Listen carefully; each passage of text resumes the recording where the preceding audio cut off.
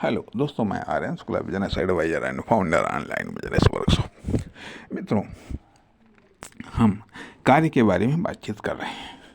हम बात करना चाहेंगे कि कार्य कर्ता, कार्य और परिणाम कैसे इम्पोर्टेंट होते हैं।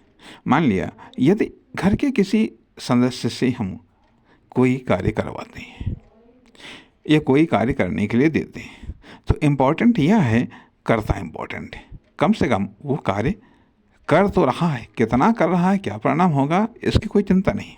अर्थात जब हम किसी भी प्रकार का कोई भी इन्वेस्टमेंट नहीं करते हैं तो केवल कर्ता इम्पोर्टेंट होता है। कर्ता जो भी जितना भी कार्य कर रहा है उतना ही सही है।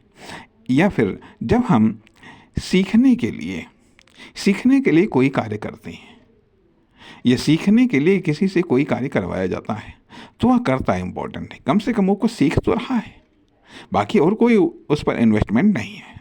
ठीक है। कार्य इम्पोर्टेंट कब हो जाता है? जब हम दूसरों से हम कोई कार्य करवाते हैं और बदले में हम अन्य कोई इन्वेस्टमेंट नहीं कर रहे हैं, लेकिन वो जो कार्य करेगा उसका एहसान हम पर होगा। उसका एहसान हम पर होगा तो हम ये देखते हैं कि जितना ये कार्य होगा उसी के अकॉर्डिंग उसका एहसान हम पर होगा। ठीक है।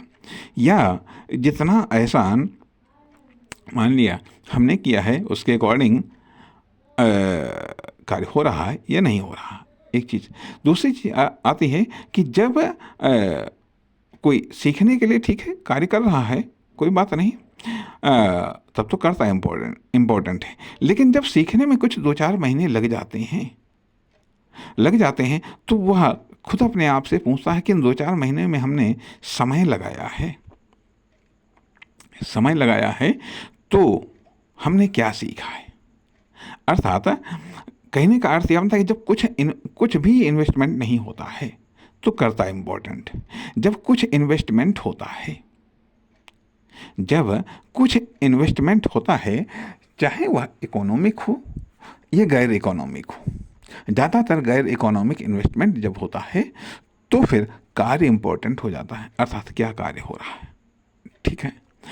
अब मान लिया कि परिणाम कब इम्पोर्टेंट हो जाता है कि मान लिया हमने पैसे दे करके एम्प्लॉय को हायर किया है या वर्कर को हमने पैसे दे करके हायर किया है, तो हम ये ज़रूर सोचते हैं कि जब हम इसको पैसे दे रहे हैं, चाहे मजदूरी के रूप में दे रहे हों, चाहे अन्य किसी रूप में दे रहे हों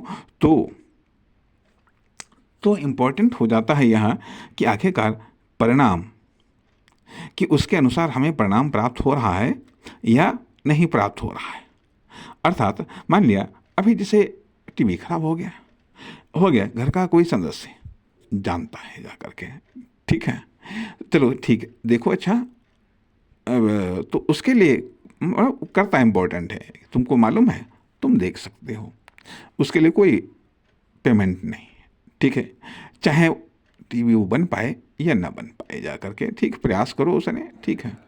उधर मान लिया पड़ोस में कोई है, वो भी कहता है हम भी जानते हैं, चलो खैर, हम भी सोचते हैं कि अगर बन गया तो भाई इसका एहसान है, क्योंकि पैसे लेगा नहीं, इसका एहसान है, जा करके तो देखते हैं चलो कार्य कुछ हुआ या नहीं हुआ।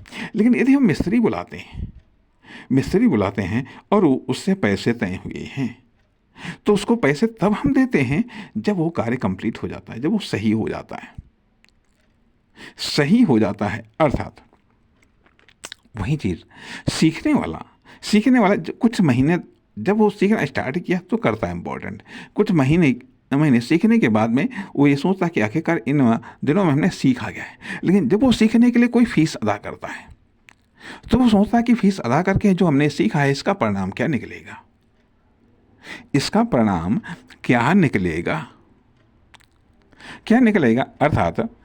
अर्थात बिजनेस के मामले में भी जब तक हम सीखने के दृष्टिकोण से बिजनेस कर रहे हैं हम इम्पोर्टेंट हैं।